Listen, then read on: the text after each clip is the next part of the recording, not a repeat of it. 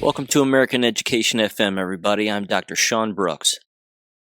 Ladies and gentlemen, welcome back. I'll tell you what, I'm going to start right here, and I'm going to thank everybody for listening. I'm sure that there are lots of other people that you could listen to, but you're choosing to listen to this, and I appreciate it. And believe me, I know that there is a responsibility that comes with this that is a big one, and I take it seriously, just like I would anything else. So thank you for listening. And here's what I encourage you to do.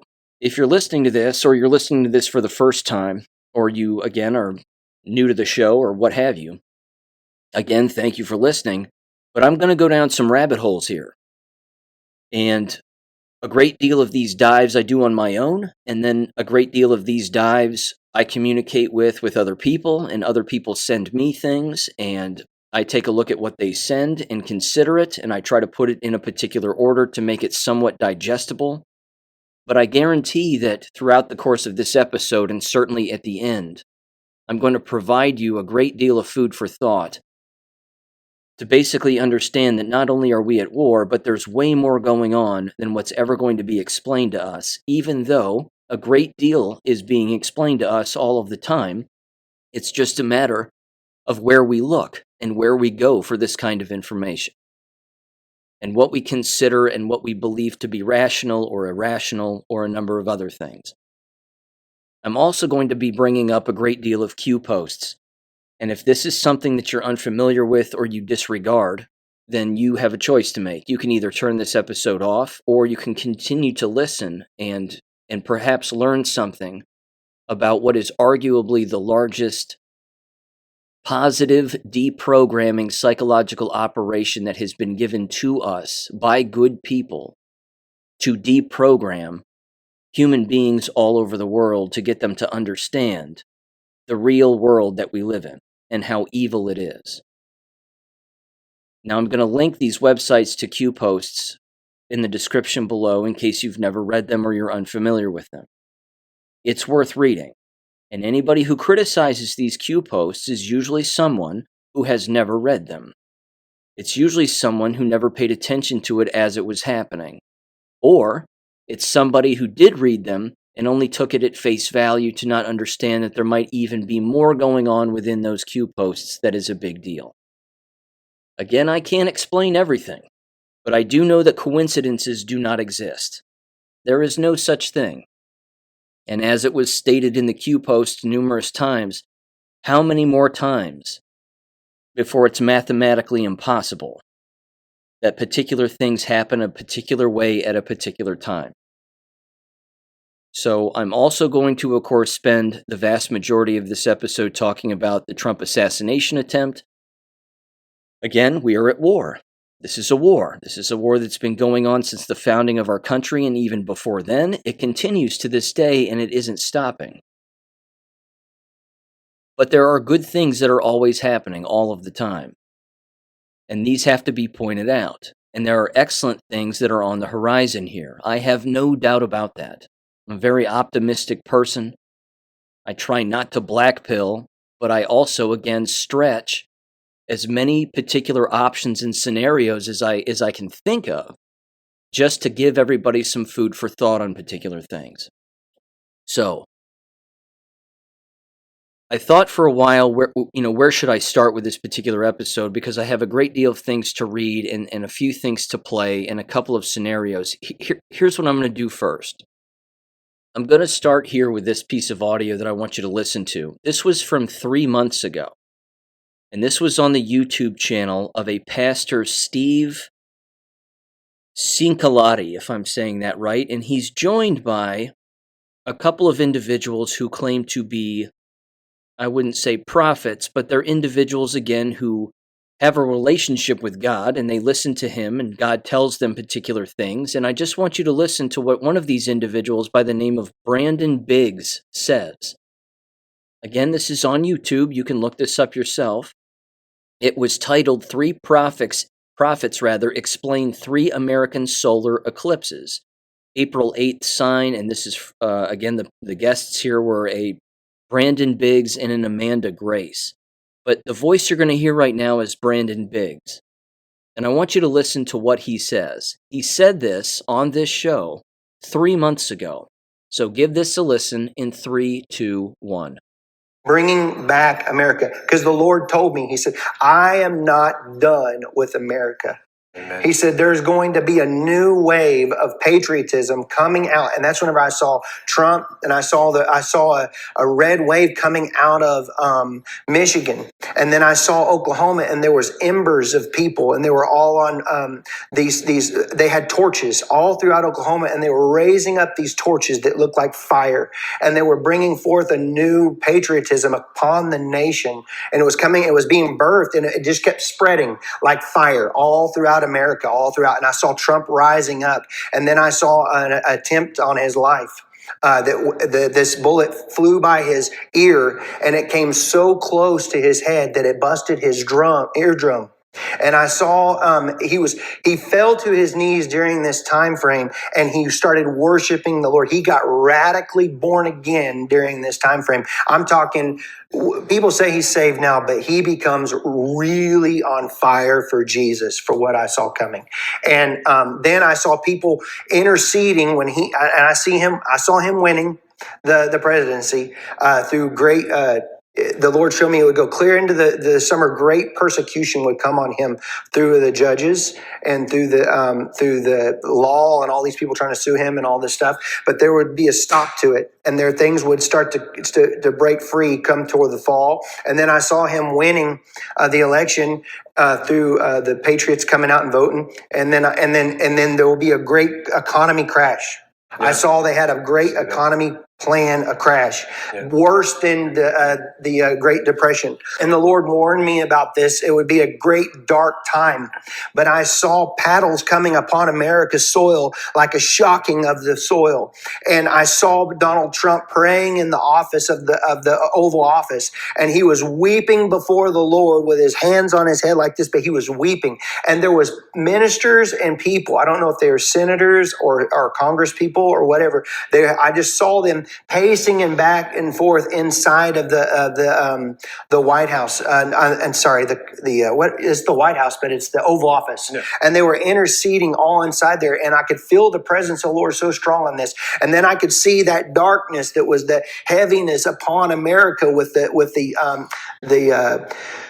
the financial crisis of what I saw coming. It started to lift above the trees, and I saw the blue and the things coming back out, and the green times and the good times coming back again. But the Lord said it would be forth a time of a season of a shaking, and it would be a shaking to awaken. And in this, this would basically that he was not done with America. There would be a great revival come, and it's not all doom and gloom. That's what he said. The sky's not falling.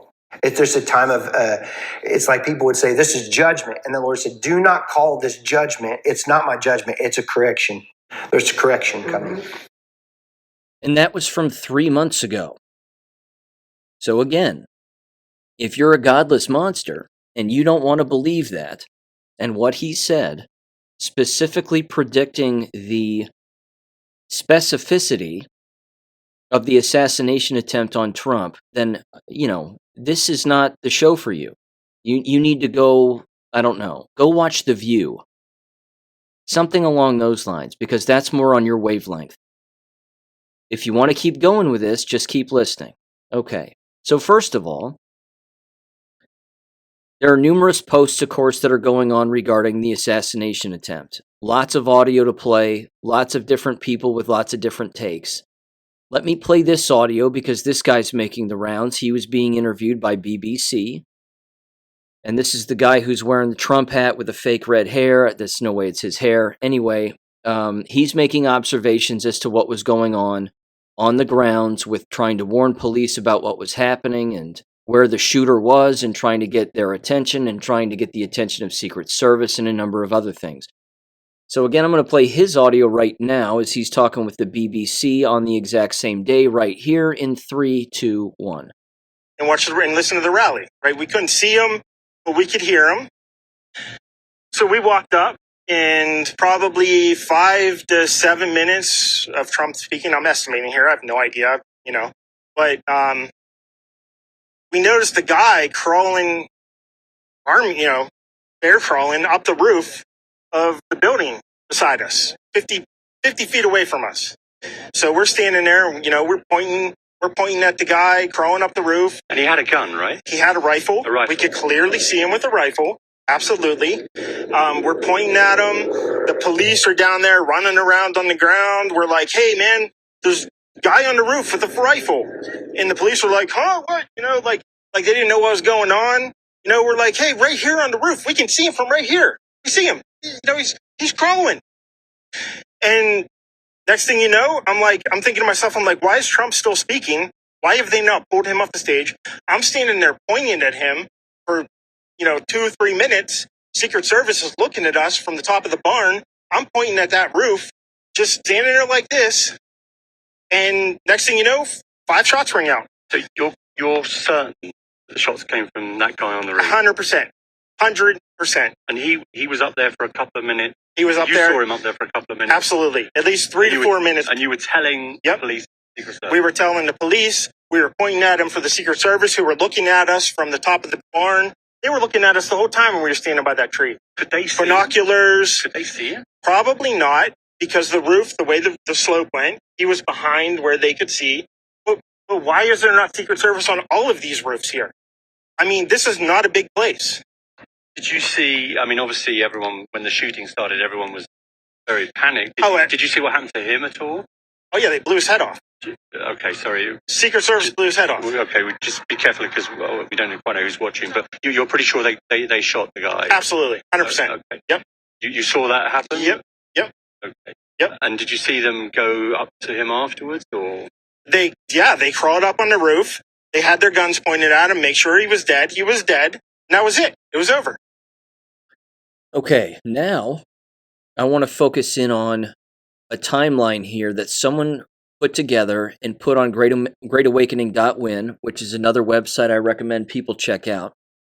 It's not always accurate, and there's some things that, again, they don't want to discuss over there. But again, it's a chat board where people can share information and do digs on particular subjects. And if you want the cure for cancer, then you need to go over there, because as soon as you say you have cancer over there, everybody bombards you with the cure, which is over the counter. So the cure for cancer, just a little sidebar, is not radiation and chemotherapy. The cure for cancer is over the counter and far more simple. Which, by the way, I have those protocols on my website, AmericanEducationFM.com, if you're interested. Okay, I digress. Here we go. This person put this timeline together. It says January 21st of 2024, Alex Soros, who is George Soros' son, posted a bullet hole plus the number 47 with a $sign. That's all on X. These are all X posts. Most of them are. On April 26th of 2024, House Democrats, led by Bernie Thompson, he's the black guy who helped run with Liz Cheney that J6 fake committee hearing thing against Donald Trump. Again, it was a show trial, but whatever, it didn't matter. It was, it was treason and sedition in live real time. But either way, he introduced a bill to strip the United States Secret Service protection from Donald Trump, which didn't happen. However, there's a side note with that which matters, is that DHS, the Department of Homeland Security, is in charge of assigning the Secret Service to people. And DHS, if memory serves, is run by Javier Becerra, if I'm not mistaken, and he's the one who has denied Trump more Secret Service agents available to his rallies and the places that he goes, etc., etc. You also have to keep something in mind here which matters, which I've been over on the show numerous times in the past. Donald Trump is still the legal commander-in-chief. This is one of the reasons why we are at war in this country. We are at war because you are watching two fractions of the, whatever you want to call it, the deep state Jewish lobby apparatus on one side, and then on the other side you have the constitutional patriots.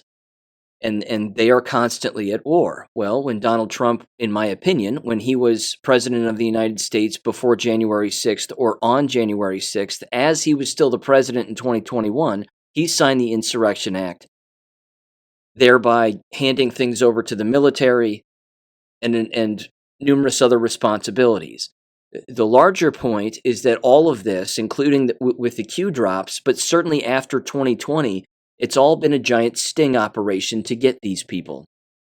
And I can't think of a bigger example or a bigger thing to use to your advantage than an assassination attempt to get people and to catch communications between people and a number of other things. So again, in my opinion, there is a massive sting operation that is consistently taking place. This is above your pay grade for your average K-12 school employee. Okay, they don't understand what's really happening in the world. But this is one of those things that I believe is certainly happening, and there's ample evidence to prove that this is the case. Let me continue now with this timeline. July 2nd of this year, Biden said, quote, "We must stop him. Trump vows to be a dictator on day one," unquote. On July 4th of this year, Biden donors threatened to pull millions of funding from Biden for obvious reasons, because the entire debate was a shit show, as we knew it would be.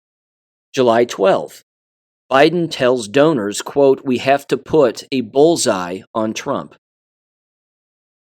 A direct quote from, again, his X account.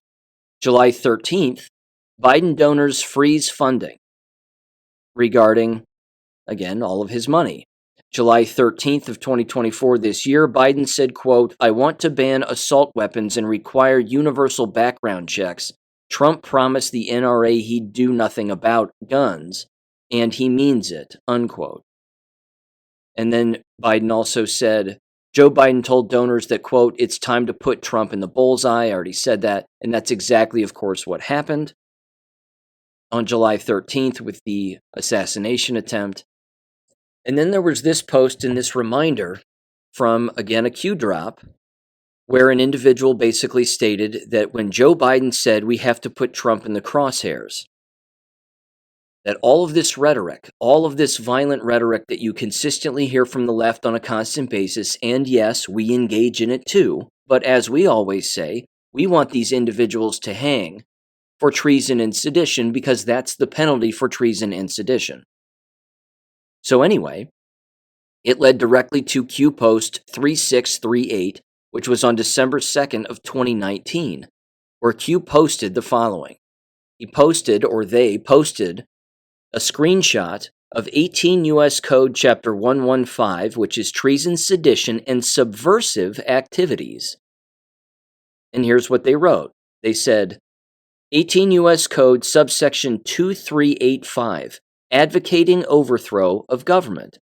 Whoever knowingly or willfully advocates, abets, advises, or teaches the duty, necessity, desirability, or propriety of overthrowing or destroying the government of the United States or the government of any state, territory, district, or possession thereof, or the government of any political subdivision,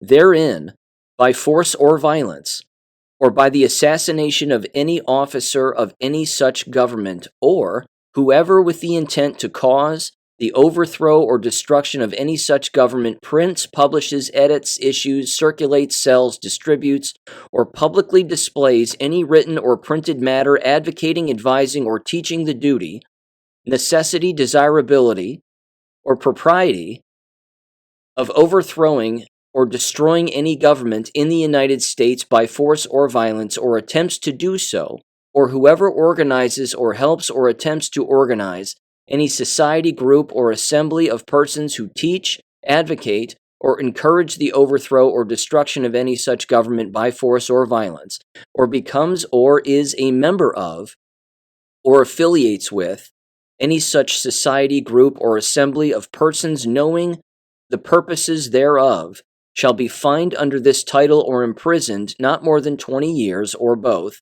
and shall be ineligible, for employment by the United States or any department or agency thereof for the 5 years next following his conviction.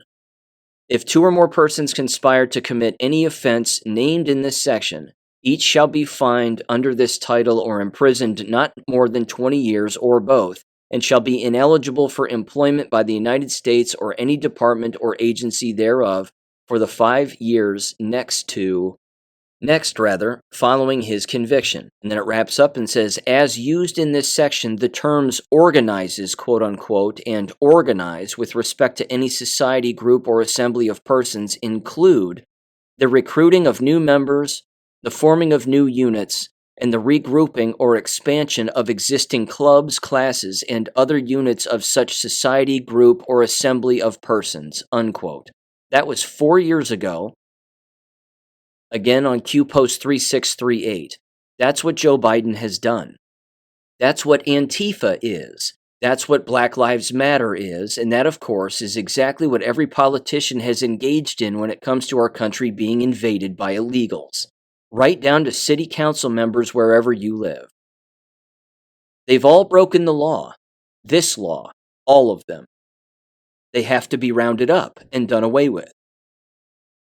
So what we saw on July 13th with an assassination attempt was arguably one of the largest visible crimes that could have ever been committed, and it wasn't by just some strange dude, which, by the way, that in itself is a bit confusing, and I think that we actually now know who the shooter is. First of all, the first guy to be mentioned as the shooter is a guy who looks like a fat Tim Pool, and his name was Mark Violets, with alleged ties to Antifa. He wasn't the shooter. The second person that was named is Maxwell Yerrick, who is an Antifa operative, getting internet scrubbed right now regarding his whereabouts and the things that he's done in the past, so on and so on. But the media ran with this Thomas Matthew Crooks as being, again, connected to Soros and Antifa, allegedly, but it doesn't appear that he was the shooter either. So the shooter, as it turns out, is apparently the second guy, this Maxwell Yerrick. And here's kind of the breakdown of that. Sorry, I'm clicking around here real quick. There are two shots of this Maxwell guy. In 2016, he was arrested for protesting Trump. And one of these pictures, or this particular post, comes from the Chan boards, but it says the following. Yeah, I think it's that Maxwell Yerrick guy with his gauge holes sewed up. So he has gauge earrings in both of his ears, or certainly in his right ear. The picture that was taken of the guy who was shot to death on the roof of the AGR industrial building, which I'll get into that building in a minute, appears to be this Maxwell Yerrick guy. It looks just like him. The lips are exactly the same. What's the hell? Is it called the frenulum or the clef? That groove right below your nose where it meets your lip. It's exactly the same from his mugshot in 2016 to him being dead with his head blown to pieces and blood coming out of his nose and his mouth. It's definitely this guy. In fact, again, the gauge in his ear has been removed and has been sewn, so you can see the sew mark of where it's been repaired, where the lobe of his ear has been repaired. So it's this guy. It's not the other two names that were mentioned. The shooter is a Maxwell Yerrick. Yearick. Okay. Now, Maxwell Yerrick unfortunately shot an innocent man who was also, I believe, behind Trump in the stands. His name is he's the former fire chief for Buffalo Township, Corey Compintore. If I'm saying his last name correctly, my apologies. But he's the individual who was killed, who was also shot. Now, as this was all happening and I'm watching this, just along with, of course, everybody else, I instantly thought to myself that this was maybe an airsoft gun, or that it was a pellet gun, because pellets can travel a great deal of distance. Pellets and even airsoft guns can too, but I thought to myself again, given the wound on Trump's ear, that would not have been a high caliber bullet unless, of course, it just grazed him and just passed him, and that was enough to cause the wound to his ear. They claim that they found an AR-15, on this roof of this AGR industrial building where the shooter existed. Again, his name is Maxwell Yerrick. So that's possible that it was an AR. I don't know. But I also know that I don't trust the media. So who's to say? Now, do I think it was an airsoft gun or a pellet gun at this point? No, I don't. I think it was, again, could have been a 22. It could have been an AR. Who's to know? But again, it was certainly an actual bullet, not some faux bullet. With that said, there was also this now. Again, I know I'm bouncing around, but I've just got to get all this out here. There was another Chan post that was sent to me by Sandy Adams, and it says the following. It was titled, "They Wouldn't Let Me Take Out the Shooter." And it has a giant picture of the two snipers, which you can see on the roof, pointing at the Maxwell Yerrick guy.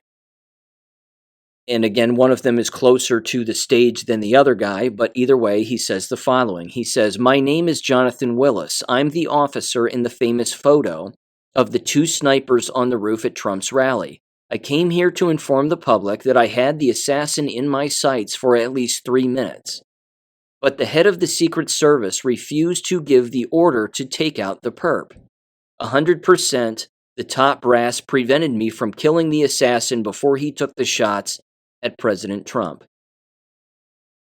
Unquote. And then there's this post. Again, it was from the same ID, from the same anonymous account on the Chan boards. But let's assume that this is real and this is actually the sniper guy. He says the following, quote, "I didn't follow the orders, though. As soon as the shooter opened on Trump, I returned fire despite strict orders to not engage. I had eyes on the shooter for 3 minutes, watching him fiddle with his rifle and adjust the scope. It was obvious he was a shooter, yet I wasn't allowed to engage. After I killed the shooter, I was arrested, questioned by the FBI, and just released an hour ago. Already lost my job for not following orders, but I'm glad I took the shots anyway." Unquote.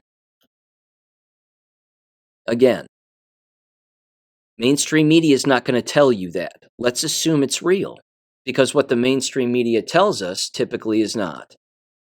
Which again, throughout this episode, consistently think of a sting operation. If you're going to take down all of the enemies of our nation, which include the mainstream media, this is one of the ways that you do it. All of the headlines that the mainstream media ran with regarding this assassination attempt were all downplaying the entire incident. Trump hits the ground after hearing some noise. Trump has Secret Service come to his aid after a popping sound. Someone popped a balloon in a distance and blah, blah, blah. Clearly, that's not what happened, but the mainstream media, again, is designed by the CIA to get you to think that what you are actually seeing with your own eyes is not what you are seeing with your own eyes. This is why it is a brainwashing apparatus. That, again, is why you have to wrap up these 3-letter organizations and burn them to the ground. That's why you have to get rid of them. They all have to be gotten rid of. Like I said earlier, DHS runs basically the United States Secret Service. And who runs the United States Secret Service, you might ask, but it is Director Kimberly Cheadle. And this particular post says that she was handpicked by Biden to run the United States Secret Service and be the director because she used to be on his VP detail. Says her tenure is notable for her abject failure to 1. Protect the agents who were repeatedly savaged by the Biden dogs over several months, 2. Discover who owned the cocaine in the White House, and then, of course, what has happened with this assassination attempt on Trump. She also, by the way, is a diversity hire and is carrying out the entire diversity thing among the Secret Service by attempting to hire more minorities and more women into the Secret Service and blah, blah, blah, blah, blah. And look how that's all working out. So there's that also. Again, just to revisit very quickly the tweet from Joe Biden, which I believe was either the same day, if I'm not mistaken, or I'm sorry, it was a week before the actual shooting here. He said, quote, I have one job, and that's to beat Donald Trump. I'm absolutely certain I'm the best person to be able to do that, so we're done talking about the debate. It's time to put Trump in a bullseye. Of all the words to choose. And again, to explain it very quickly, Space Force has nothing to do with space aliens, and it has nothing to do with, going to planets, because all of that is impossible. Space Force has to do with surveillance. Space Force is a massive surveillance entity that was created by the Trump administration as another branch of the U.S. military. Because let's face it, we can't really trust the other branches, can we? So, if Space Force is gathering intel on all of these people, all their devices, their whereabouts, etc., you would hope that they would be putting all of this information together to basically have an undeniable case to show some military tribunal in the future. Again, I don't know, but it sounds nice, and I hope that that ends up being the case. What I do know is this. Again, these Q posts. If you go back to Q post 3430, the exact date of this post is July 14th of 2019, and it just said The Great Awakening, Q. Then there was post 3434, which was also on July 14th of 2019, 4 hours later, and it simply said A Week to Remember, Q.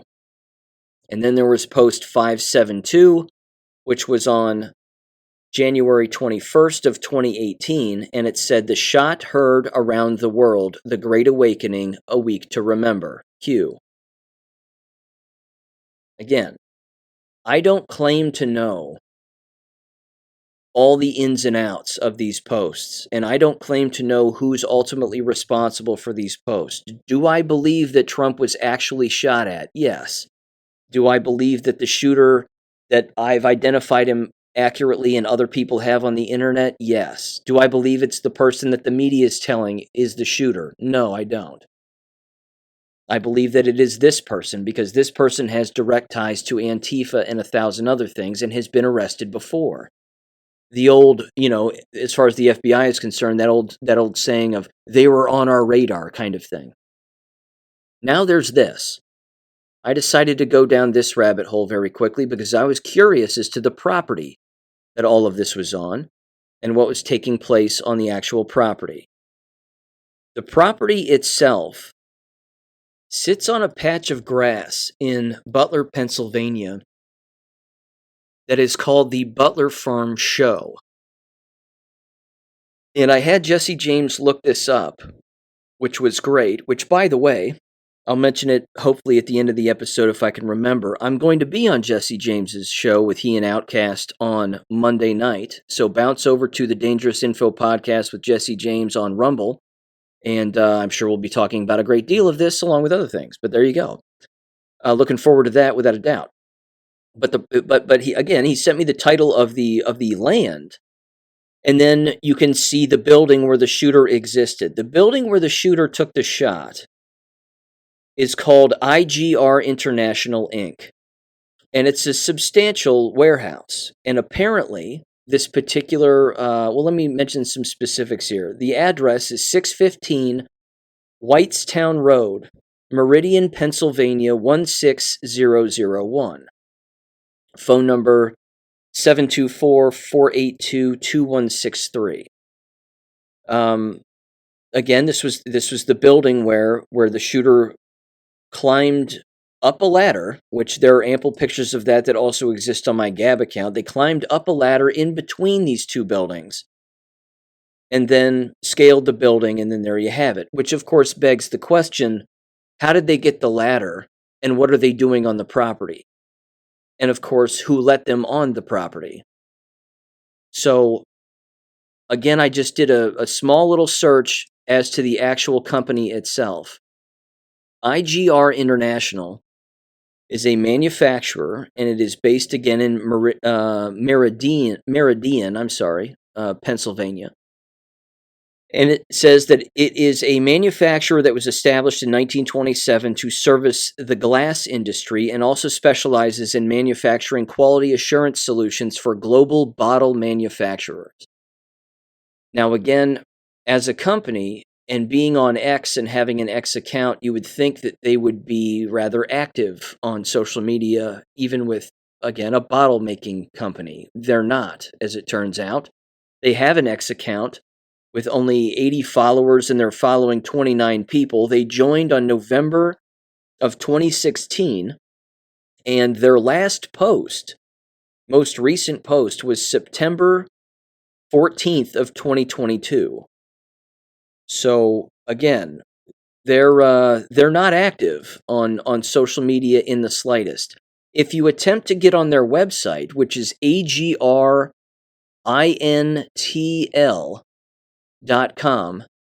it reports back that there's an error code 520, that the web server is returning an unknown error. It says that the browser you're looking for works, Cloudflare is working, but the host is shut down. So you can't access the web page of the company that owns the building and runs the building where the shooter was shot. Interesting. Again, I'm certain they're being investigated, as if to say, well, what the hell gives? There was this post, however, on X regarding this particular company, AGR International. And this post was on March 24th of 2021. It says, AGR International appoints Steve Smith as sales director for the United States, Mexico, Canada, and several countries within Latin America and the Caribbean. Learn more at their website. And they have a picture of him, white guy, shaved head, beard. There you go. Now, let me mention this, and again, this is sort of just in the geopolitical landscape and sort of the chess game and back and forth of everything that's, of course, happening here. As you might expect, an event like this would galvanize numerous individuals. I mean, even my dad for years has openly said they're going to have to shoot at him.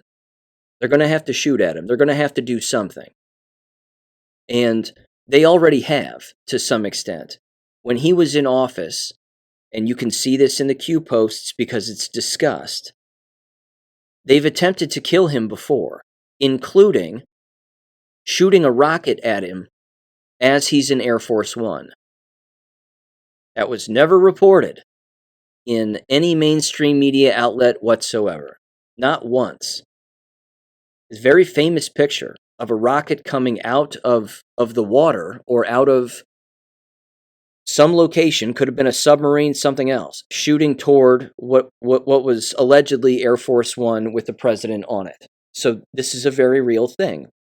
You may also recall, and I'm testing people's recall here, but let's do our best anyway, and I'll try my best anyway.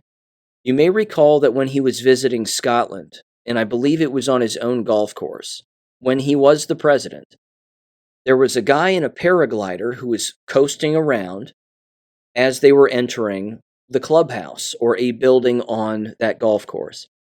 One of his Secret Service agents ended up dying that night of a quote-unquote stroke, so the media told everybody. In the Q posts and on the Chan boards at the time, the discussion was not that. It was that the guy in the paraglider had a gun with some kind of a dart of some kind, shot it into the crowd where Trump had people around him, and he ended up hitting the Secret Service agent, and of course it was poisoned, which caused the individual to ultimately die as a result, allegedly. This again was not something that was brought up. Again, the mainstream media does not think. They try to think for you, not the other way around. And they certainly don't want to listen to any takes that we have as thinking people, because that's not their job. Their job is to do the thinking for you. Very famous quote I remember when I was up in Michigan back in February, and I was watching CNN in the hotel room, and they openly said, I couldn't believe what I was hearing. It said, the hosts of the particular CNN show were saying to the audience, let us show you what you're looking at.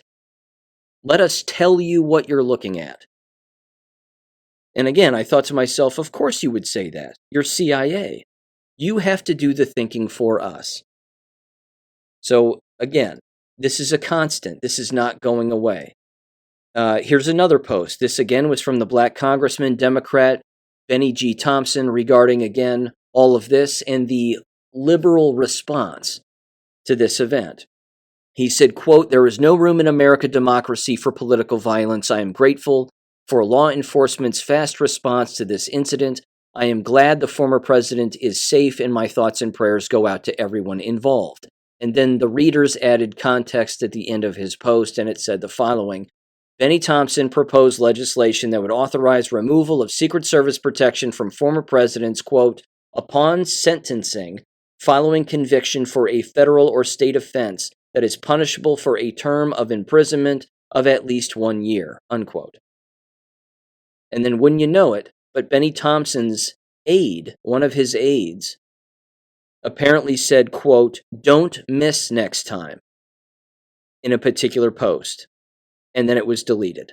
The now deleted Facebook post by staffer of Mississippi's lone Democrat congressman appeared to support attempted Trump assassination, saying, quote, "don't miss next time."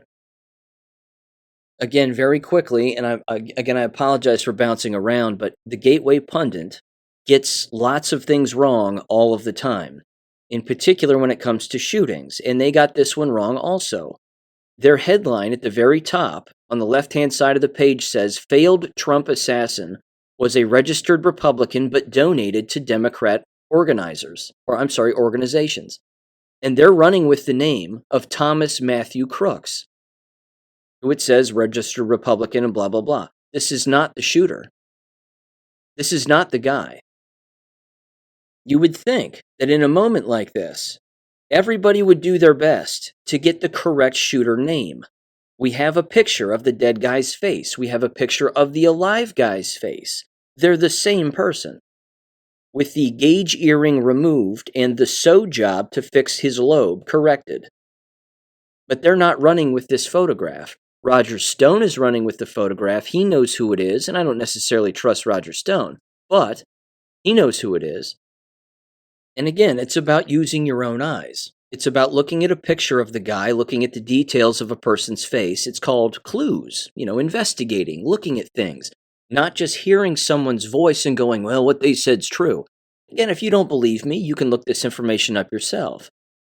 But that's what the media does. The media engages in, we're going to tell you what you think you see. And trust us because, we wouldn't lie to anybody. Give me a break. It's all they do. Now, speaking of, again, lying and being a psychopath, in the last episode, you probably heard me mention a great deal about school board member where I live, David Bothist. Yes, this is tied into the Trump assassination. This is how stupid he is, and how stupid these kinds of people are. He apparently took to Facebook and he said the following, quote, "Staged to enrage and engage. We will remember this day as the day democracy died. Mark my words. Teary face emoji, skull, American flag." I don't understand the emojis that he's referencing here. Okay. He's sad that democracy has died. Well, Dave, we don't live in a democracy, you dumbass. We live in a constitutional republic. So figure it out. Look up the difference. And yes, if democracy dies, good, because we don't want a dictatorship. That's the point. Now, 2 people responded. Actually, 3. And they're equally as stupid. One of them is this Carol Elstro Reynolds. 4 names, really? With a hyphen. I don't know. Maxland? Who knows? Anyway, she said the following. Quote, "You are right on the money. The cloak of martyrdom and victimhood will be woven of gold and draped on his shoulders," unquote. And then a Betsy Walker responded and said, "That horrible pig was pumping his arm in the air while human beings were using their bodies to act as shields. This will just embolden his cult to wave their hate flags and load their guns. I'm so sad." And then one person, a Claire Squants, replied and said, "Indeed." These people have lost their minds. The calls for violence against Donald Trump have been woven throughout politics and the media time and time and time again.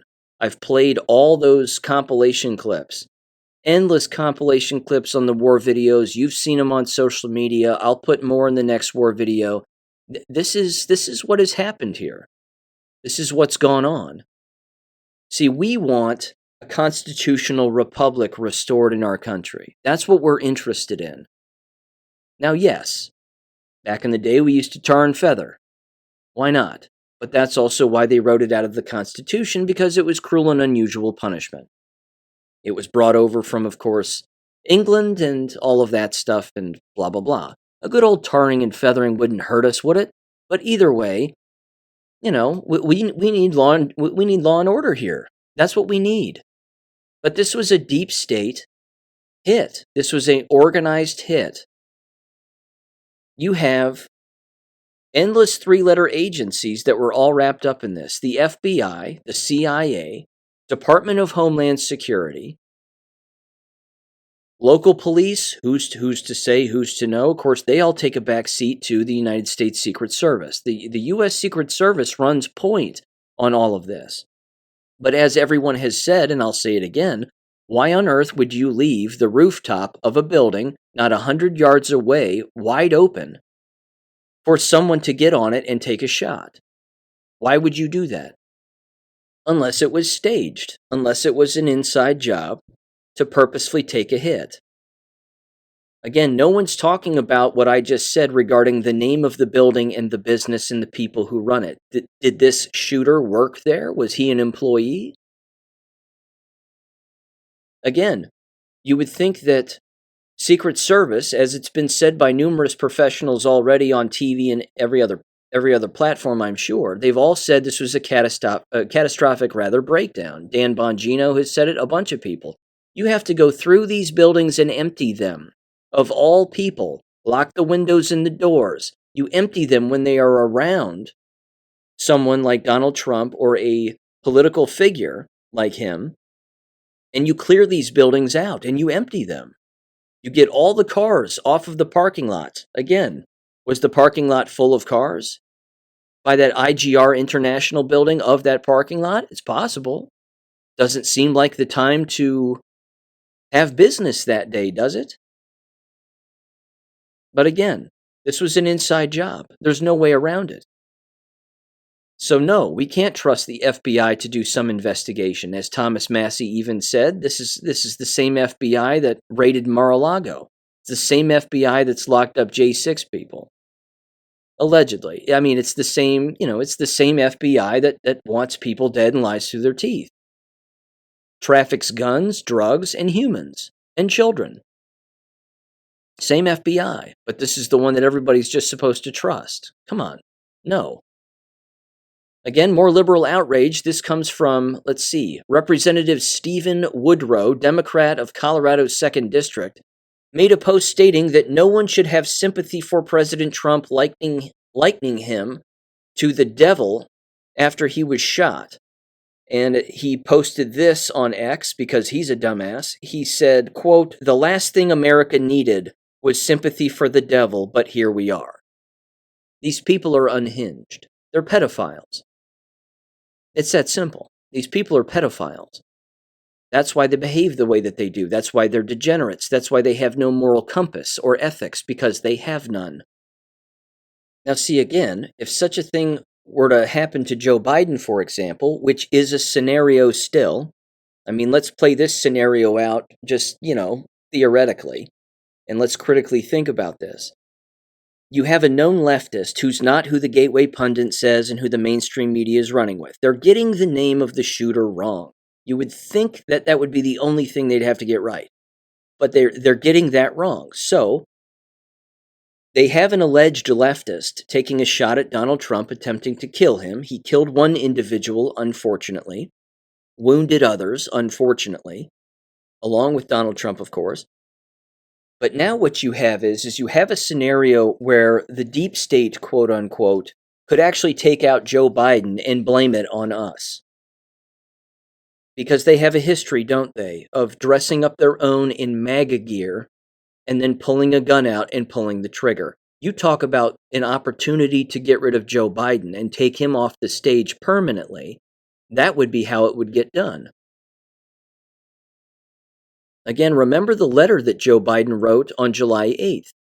I'm not going anywhere. I'm the best candidate. I'm the guy. Democrats, you can trust me. Here's all we've accomplished and blah, blah, blah, blah, blah. And then the entire media tells everybody that Joe has to go. This is a war. We are at war. We have been this whole flippin' time. The media apparatus, the political fractions that exist, corporations, you name it, right down to your school board and your city council in the town where you live, and among the American citizens. This is all real. So keep an eye out for that. Keep an eye out for somebody taking out Biden. Would it be at a convention? I don't know. Would it be at one of his speeches? I don't know. But if that happened, I bet that person's got a MAGA hat in their back pocket. And it's not that they're going to be, a conservative or an actual Donald Trump supporter. On the contrary. It could very easily be an FBI agent. It could be an Antifa person. They could say, we're going to give you a gun. We're the FBI. We're going to give you a gun, Antifa person. We need you to take out Joe Biden. They could pump a person full of drugs, pull a person out of a mental institution, and do the exact same thing. They do this all the time. This happens. This is a thing. So let me read this too. This is a post from Ariel on X. You can take him with a grain of salt if you want. He has very thought-provoking posts. Again, it's called critical thinking. He said the following here.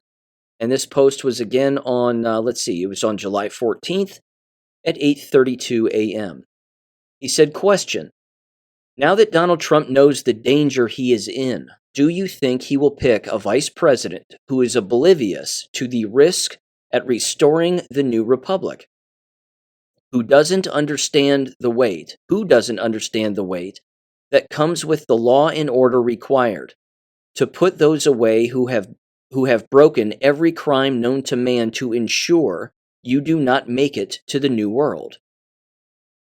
It says, who can Donald Trump choose that understands the gravity of the situation, who has been a target of the deep state? Many will say Michael Flynn. But we now know, he said, but we also know that he calls anyone the shadow government who questions him about being in contact with his brother during January 6th incident on Capitol Hill. So it can't be him. If you even report on the $40,000 he owes the Army, you are a part of the cabal. He, of course, is referring to Michael Flynn, who I too do not trust, and haven't for a very long time. In fact, after grifting off of the entire Q operation, Michael Flynn was mentioned a few times in the Q drops, but later came out on other people's shows and called anybody who followed Q an idiot and an asshole and a dumbass. That's Mike Flynn, people. That's what he has said. On the record, I've played the audio on the show before. Ariel continued here with his post and said, that is a weak man who can even fight his way, or typo apparently, who can't even fight his way out of a paper bag. Questions from plastic journalists who are not even asking the other hard-hitting questions you find on my channel. Can you imagine if Mike Flynn was sitting in front of me? This will be someone who has a bone to pick with the deep state on a personal level because they took out his father. And here's who he's referring to, we're getting to it. Donald Trump has had 22 attempts on his life since 2016. Mike Flynn has had 0. Why do you think he feels so comfortable riding around the country with his face on a tour bus without a care in the world about his safety if he was actually a threat to the cabal? Again, he's referring to Mike Flynn, his book tour / documentary tour, etc., etc. He goes on and says he survived the Bush Sr. administration, he survived the Bill Clinton administration, he survived the Bush Jr. administration, he survived the Barack Obama administration. 4 of the most corrupt presidents we've ever had. How corrupt do you have to be as Michael Flynn when Barack Obama warned Donald Trump to not hire him in his administration, and Mike Flynn was so corrupt he was fired in 23 days? But he knows where the bodies are buried. Well, if that's the case, Hillary Clinton would have had him knocked off the map because because you had people come up missing who knew exactly where her emails were. But Mike Flynn was never on her radar. If those bodies happen to be a part of the 43 she is responsible for who are no longer there. He wrapped up and he said the following quote, "So no, Donald Trump would want someone who has a chip on their shoulder, someone who has the same mission in mind, someone who also not only knows where the bodies are, but those responsible as to why our government targeted people like Seth Rich, Julian Assange, Bill Cooper, Isaac Kappy, and a host of others, who was trying to tell the American people about those individuals, and who would have all the incentive in the world to target those people who made it to Hillary Clinton hit list. We only have a few days left, people. Do you think the world is about to be turned upside down next week?" Unquote. And of course, he's referring to the Republican National Committee, which now leads me to this. And I'm going to bookend this episode with this. And you can take this for whatever you'd like. But for those that are unaware, I want to revisit this just briefly before I read through this particular thread and identify a couple of names here because they're rather important. And they've been important in this entire movement and in this entire war for quite some time. For a very long time, even before the Q drops, when Donald Trump was in office, there was always the thought and the hope in the online chat boards, in many of them, that John F. Kennedy Jr. is not only alive, but faked his own death, along, of course, with his wife and I believe his wife's sister, that was staged because he knew that his life was being threatened. And people around him protecting him knew that his life was being threatened and that there may have been a hit job out on him, a contract, so to speak, because he was running for state senator of New York, as was Hillary Clinton. Or he was running before Hillary Clinton ran, but then he died, and then Hillary Clinton ended up getting the position. And then there you have it. Enter, of course, Hillary Clinton and the entire deep state apparatus with her and all the bodies that are associated with her and 1,000 other things. But there has been a prevailing theory, prevailing or not, but it has existed, that John F. Kennedy Jr. is alive, again, faked his own death, and is currently working with Donald Trump. Now again, this sounds unbelievable to people, but you also never saw a body and you never saw a funeral, did you? Of course not. This is also why people believe fake school shootings all of the time. They see no blood, they see no body, they see no funeral with an open casket, and they just believe what their TV tells them. Now, I've mentioned this before too, and it's worth bringing up. I've even played some audio on the show of this many, many years ago. The voice that you hear in the narration of the Joe M. Q. The Plan to Save the World videos is the same voice of a guy who goes by the name of Todd Burgum. Todd Burgum called into CBS, or the local affiliate there in New York, and claimed to be working with the Coast Guard. And he was discussing the anomalies with the plane crash and how no pilot would go out in fog like the kind of fog that existed. And he was discussing some of the details, and then the news anchor said, "Thank you, Todd Burgum, for calling in and blah, blah, blah, and participating in the search of the plane," and so on and so on and so on. It's the same voice. In fact, Joe M., as he was getting kicked off of Twitter back in the day, as Q was posting. He started off with Joe M. and then got kicked off and then took on a different name, which has slipped my mind. So my apologies. But then he ended up going with Todd Burgum again. The actual handle of Todd Burgum. It's like he wasn't hiding it anymore. He was just saying, my name is Todd Burgum. You might recognize this voice. Again, in these, it was on Vote specifically when I was on Vote. I remember coming across a particular post where a guy was going, look, these are the same voices. And he was playing them back and forth. And they were. Now again, if bad guys can scheme, good guys can scheme too, can they not? If bad guys can meddle and put things together and plan things out in advance, so can't the good guys? And can the good guys do such a thing? Decades and decades and decades and watch particular things play out a particular way? Of course they can. Again, numerous things are happening that people, I don't think, can comprehend. But we get to theorize about particular things, and we get to ask questions. Now, me personally, I'm not one of these guys that believes the mask wearing, for example, that everybody's walking around wearing a mask, that it's not really Joe Biden, it's an actor wearing a mask. I'm not saying it's not possible. I'm just saying that I'm not one that subscribes to that. So if you don't subscribe to the JFK Jr. is alive rationale, or that JFK Jr. is working with Trump and that he is going to be the vice presidential pick, I would ask you to consider this thread that I'm about to read now. Excuse me. This thread is from Dr. Russell McGregor, who, if I'm not mistaken, is a psychologist. It's his handle, again, is bankrupted right to practice medicine removed by Medical Council of New South Wales purely for blogging a paranoid conspiracy supporting Trump/Q. His handle is @KillAU Deep State. Dr. Russell McGregor. Russell McGregor's been on the scene for a long time. And he's, again, gone down a lot of rabbit holes and posted a great deal.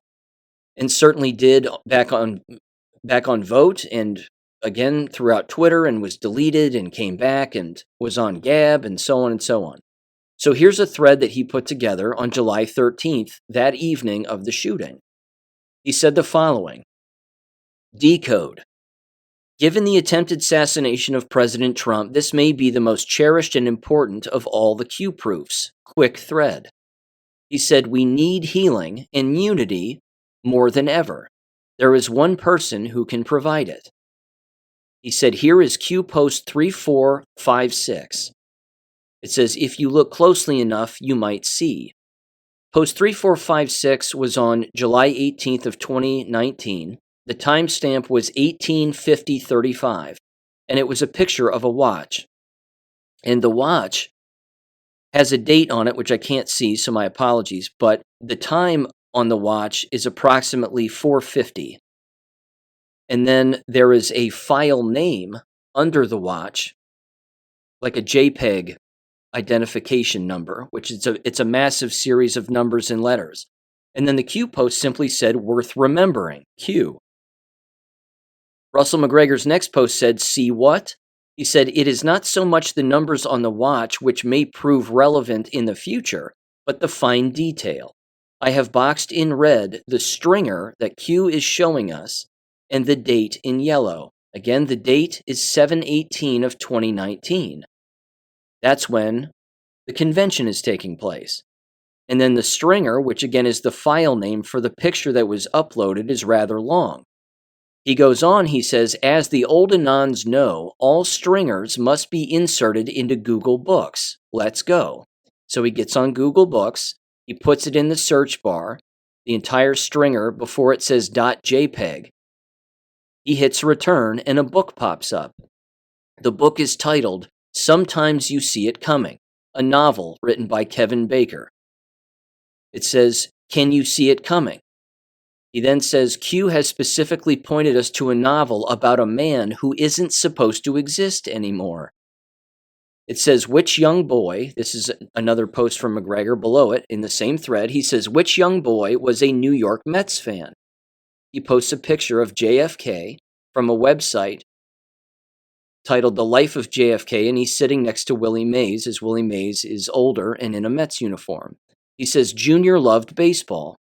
He said, now remember the date of Q3456. It was 18th July 2019. This is the exact 5-year delta of the Republican National Convention this week, which is live in Milwaukee from July 15th through the 18th. Russell McGregor then said, and who is to give a speech on the 18th of July? The vice presidential nominee. So the actual poster here says, Trump 47, you are cordially invited to the Freedom First event with the nominee for vice president and the 45th president of the United States, Donald J. Trump, before he formally accepts the presidential nomination at the Republican National Convention. And then it's signed by somebody. And then it says Thursday, July 18th, 2014. And then below that, Dr. Russell McGregor says, and when will the VP nominee be introduced? The 17th of July. 17, of course, Q being the 17th letter of the alphabet.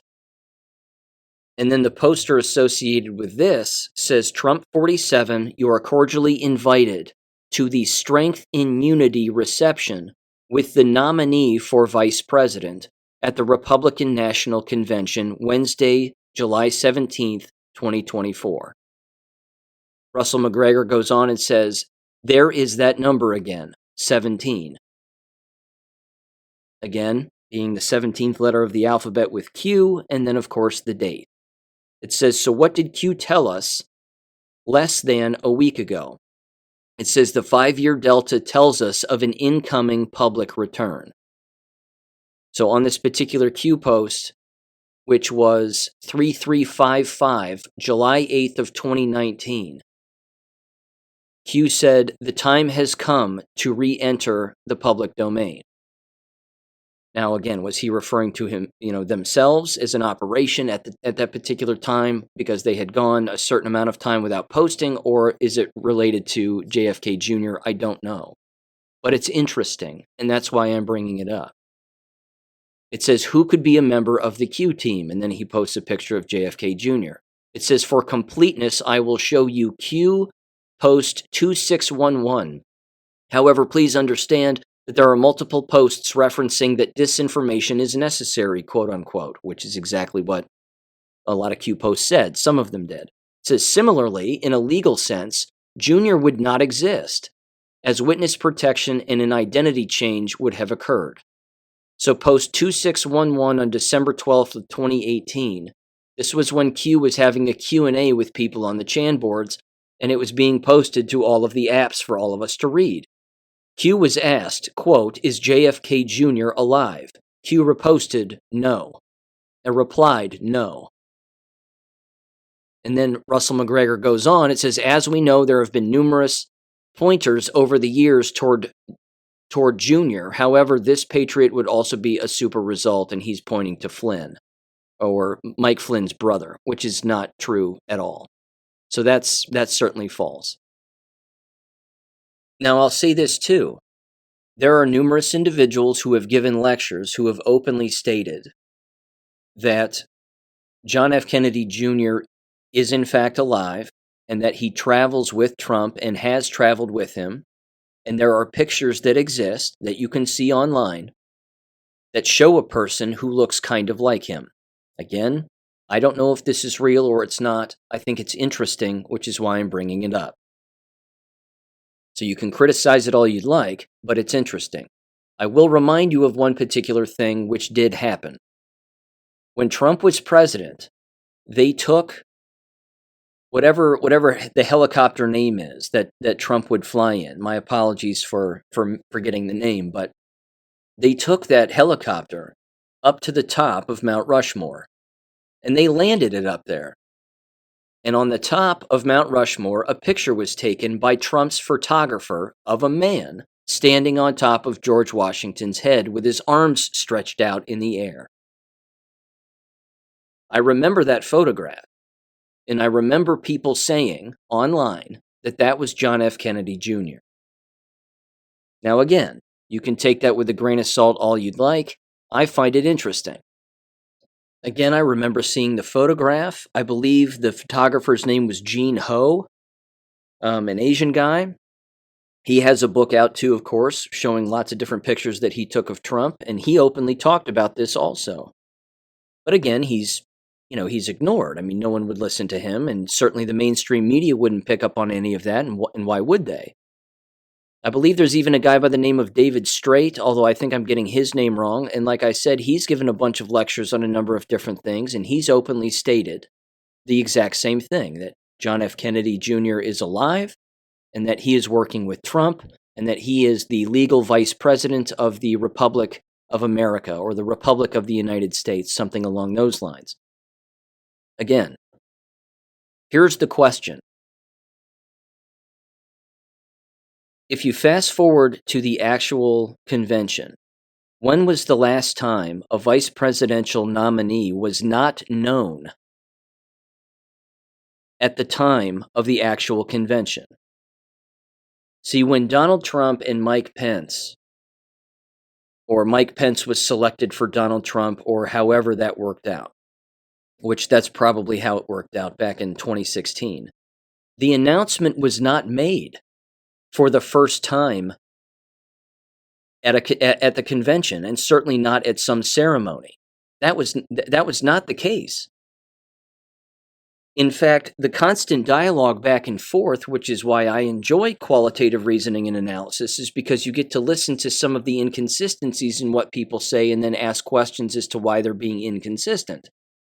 Donald Trump has openly stated in the past that he's already made his pick, he'll say. And then he'll be asked, for example, on a show, well, who's on the short list? And then some names will be thrown out. Sean Hannity asked him not that long ago. And he's baited into trying to get to say it on somebody's show so that it's breaking news for that particular person. Either way, he's gone back and forth, Donald Trump has, and said, well, this person would be a good candidate and this person would be, and I like these people, but, we'll wait and see and blah, blah, blah. And then he's openly stated, we're going to make the announcement at the convention, because he says that's when it used to be made. That those decisions used to be made right then and there. Well, let's face it. Whoever it is and whatever it is, it's going to be a shock to everybody because we don't know. But let's just theorize this for just 1 second, and then I'll wrap up the episode. What if it really was John F. Kennedy Jr.? What if? What if he came out on stage and was introduced, and the crowd went wild, and you would hope that there would be security, and you would hope that nothing bad would happen, but he would come out, and that would be the case? Everybody who is dead asleep would lose their minds. They would flip out. And let's face it, there are a lot of Americans who are dead asleep, politically, medically, and otherwise. They don't know what's going on in the real world.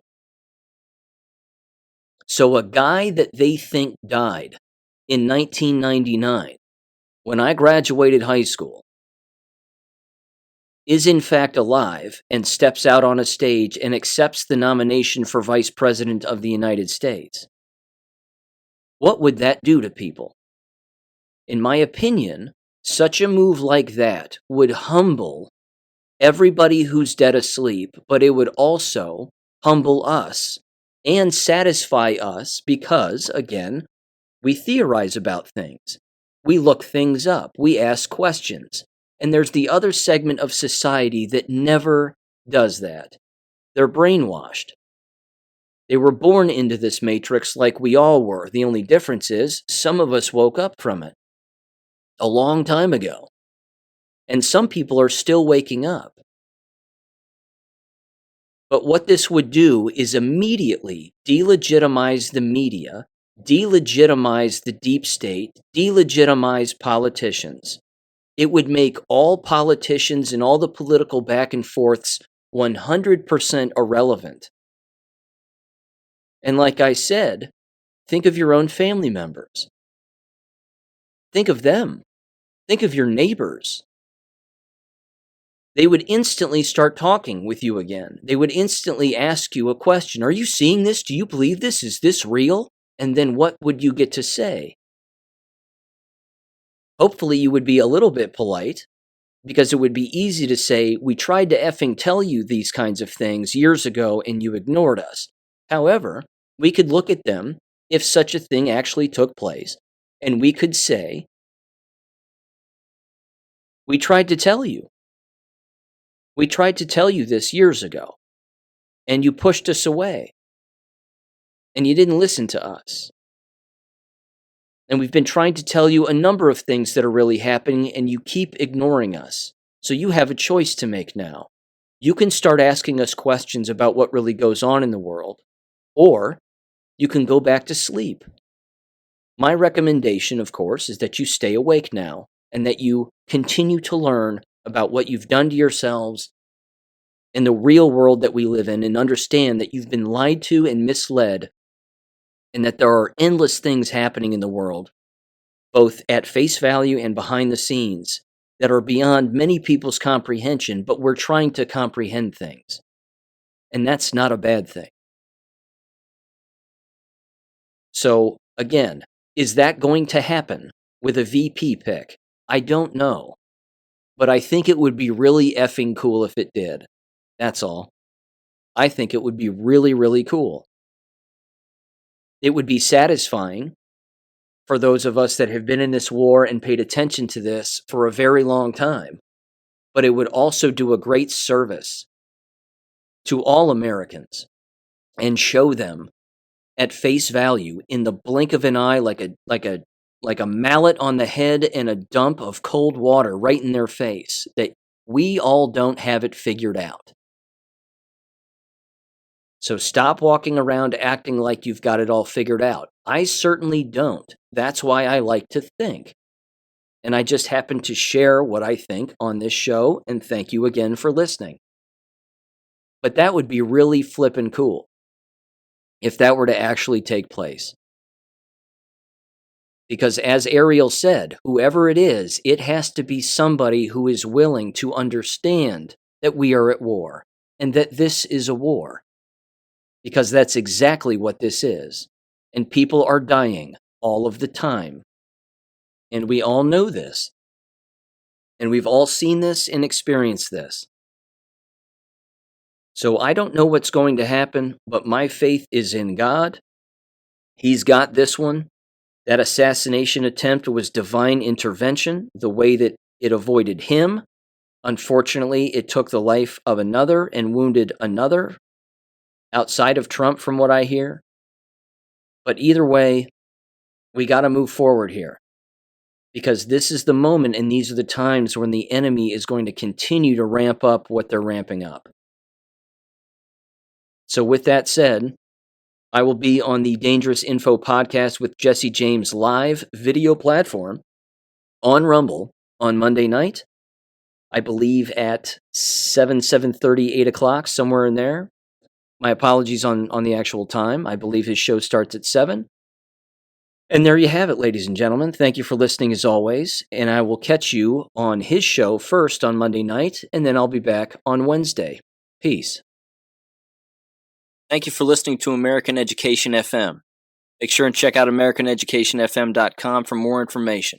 Take care and God bless.